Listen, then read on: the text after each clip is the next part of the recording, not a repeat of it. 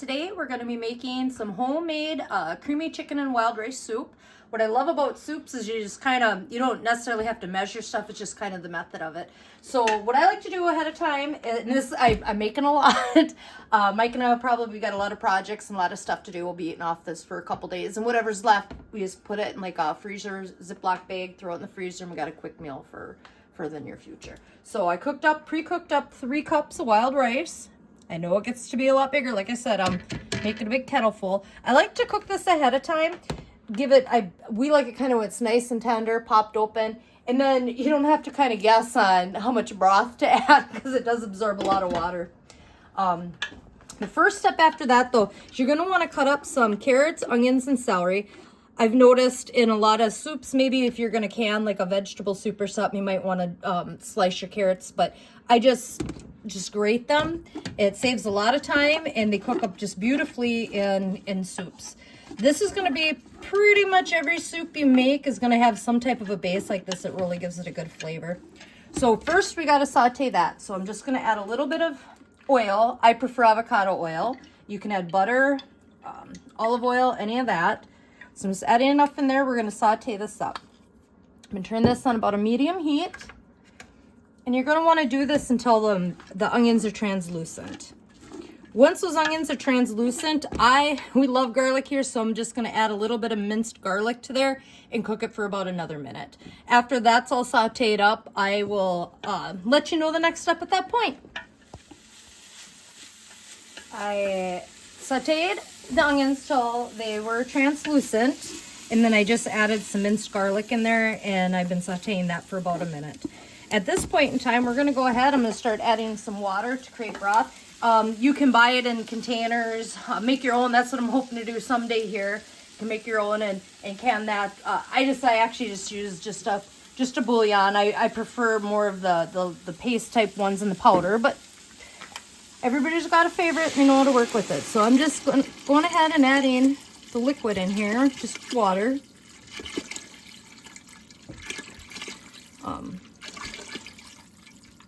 Mike and I filter our water.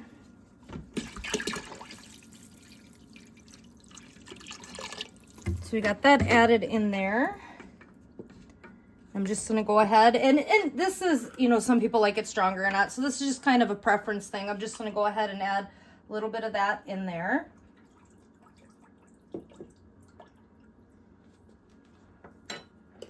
And you can use, it's not saying that is the brand that I prefer, but I'm not promoting a brand.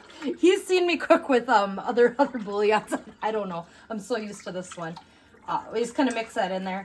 So Mike got a phone call during that, so I'm going to pick up where I was at. So you can use whatever bouillon you like. You can buy your stock already made, bone broth, whatever. You can use the types. You can use fresh chicken breasts and dice them up. You can get a pre-cooked chicken. You can use shredded chicken. You can use frozen chicken. I would definitely cook it first before adding it into your soup. Recently we did a pantry video, so I was able to go through there and clean stuff up, and we're going to try to be a lot more self-sufficient, but we did find 2 cans of just chicken breast, so that's what I'm going to use today. I'm kind of in a goal to kind of use up some of that stuff in there that's taking up room that I don't need in there, and we can do our own thing. But any kind of chicken or turkey, any bird, I just want to use duck or anything else. So we're just going to add that on here. I still have it in about medium heat right now while I add stuff. Now, since this is going to be a cream soup, I am going to add a little bit of milk to this. A little later on, I'll kind of catch up with you after I kind of get some of the stuff in here. I'll catch up with you and I'll kind of show you, because we're going to have to make a roux to go with that to thicken this up. But we're going to go ahead, since it is a cream soup, and we're just going to add a little bit of milk.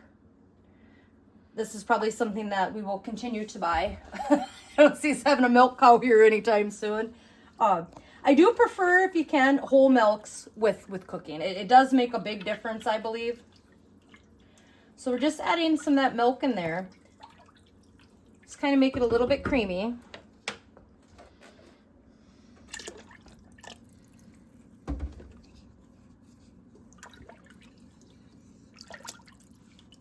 So I'm happy with that at this point. We're just going to add, there's a few seasonings I know I like. I've loved paprika. I mean, I love paprika right now. I love parsley, but we'll do that more towards the end.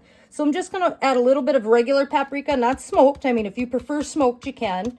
And that's the nice thing about soups or cooking at all. You kind of know the flavors that you like and try stuff out. Be a little bit inventive. Turmeric, whatever you want to call it. It's really good for you. Gives it a nice color. Gotta love our onion and garlic powder. I'm going to add a little bit of that in there.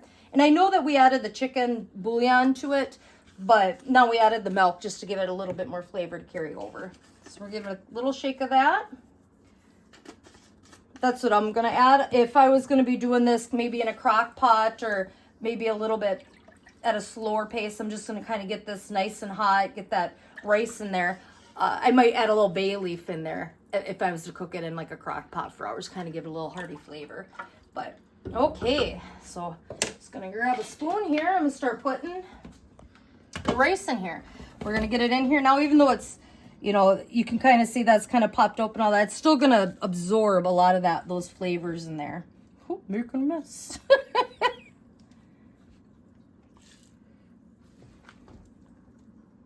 And if we don't use all of this in the soup, we'll go ahead, because this stuff, if you get the real wild rice, it takes forever to cook. And this wasn't canned. It was from, I shouldn't say from scratch, but it was, you know, dried wild rice. It can take forever. So I'll probably just go ahead and maybe freeze a couple little bags of that, make a hot dish or something, casserole of that at a later time. We do like nice, hearty, thicker soups around this house, so pile it in there. You can always add a little bit more milk and a little bit more broth. I just wanted to get that broth in there so none of them veggies while I was doing that would scorch or burn in the bottom of the pan. We don't have to worry too much about the wild rice absorbing too much of this because it is pre-cooked. I've learned that over the years. I'll add that in there and absorb so much of the broth and all that it's like, oh, I guess it's more of like just a rice chicken medley than it is a soup. So I'm just going to go ahead and keep adding a little bit of rice in here. Once this gets warmed up, you know, you'll go ahead and try it. See if you need to add any more bouillon, onion powder, paprika, whatever you like. A little bit of pepper. I'll probably put a little pepper in here.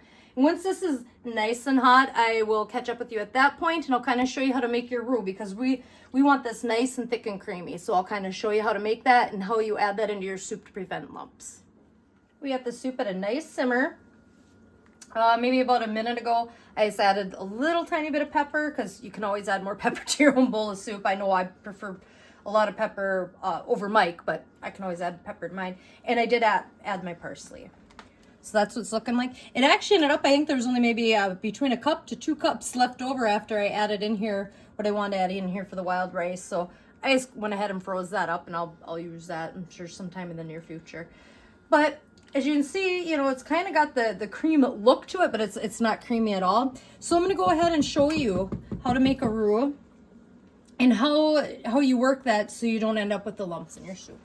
So right here, I'd melted it so you wouldn't have to sit and watch. So you want to melt your butter. And this one here, I got about a cup of butter in here. That's a lot, but this is a big stock pot full of soup.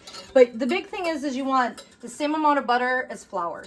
So I'm going to do a cup of butter to a cup of flour for a pot like this. You can always do a little at a time, do a 1/4 cup to a 1/4 cup or a 1/2 cup to a 1/2 cup. Stir that in there, see how it looks, and do more. I've had to do that before too. So we got the butter nice and melted. So we're just going to start adding the flour and whisking that flour in.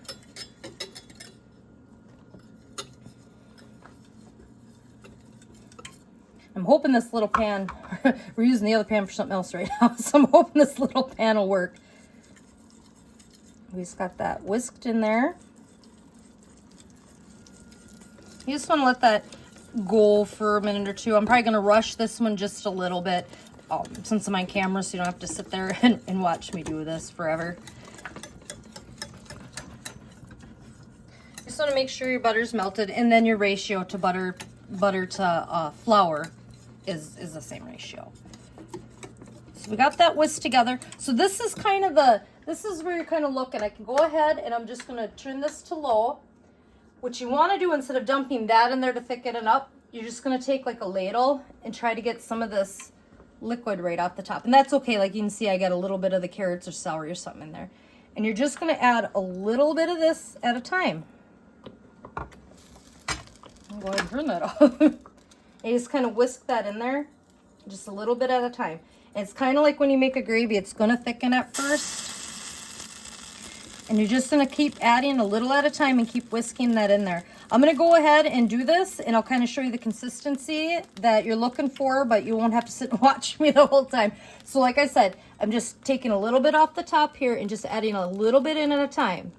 And this is gonna help prevent any lumps from forming. So like I said, this is gonna take me a minute or two to get this done, and I will show you kind of that end result of what you're looking for before you add it to your soup. So this is about kind of that creaminess you're looking for. It doesn't have to be super thin, but you don't want it super thick. It might look a little bit lumpy in there, but there's some carrots and celery and stuff in there. So it's not perfect, but for checking for smoothness. And you're just gonna slowly put that in.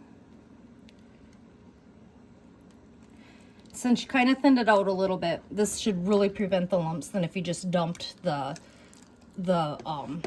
bowl's a little hot. The pan ran out of room. I had to use a bowl to finish it. But if you were just to dump your flour butter mixture in there, it would definitely lump up. This usually prevents that.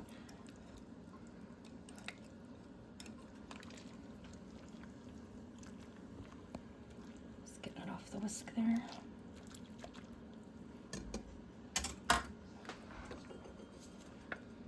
And the rest of it in there quick.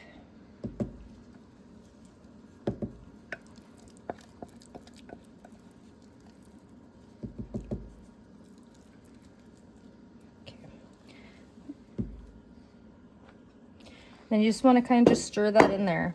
The soup should be at a simmer. Doesn't need to be boiling or anything like that, just a simmer.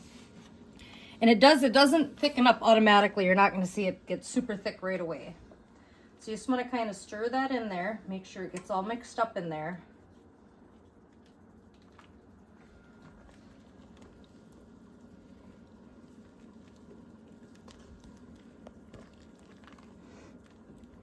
And then you're just going to let that simmer for a couple minutes. I can see there's just a little bit in there yet. I got to get stirred up in there.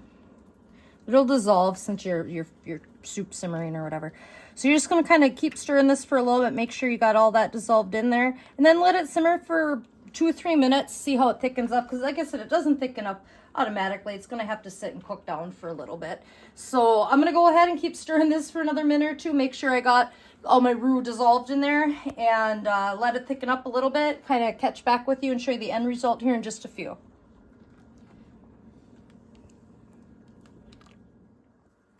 So this is our end product. I've just mixed it for about a minute to make sure that all the roux that we had added, some of the broth from the soup in there, all of that had mixed in there and dissolved, which it did. And then I just let it kind of simmer, stirring occasionally for about 5 minutes. And you can see how much that's thickened up. And I'll let you know this right now that you could sit and simmer this a little more. It's going to thicken up more. This is going to be part of our dinner tonight. We'll be munching on it, I'm sure, for a couple days. It'll thicken. As it cools, it'll thicken, and then as it sits, it'll thicken. Reheated, it's going to be nice and thick. You can go ahead and keep thickening at this point, but it will continue to thicken. Just keep that in mind. I've done a little too much of this, and it ended up just with like a big brick of thick soup. So I am happy where we're at now. When I bring the stuff to the top, you can see it sets up on top there.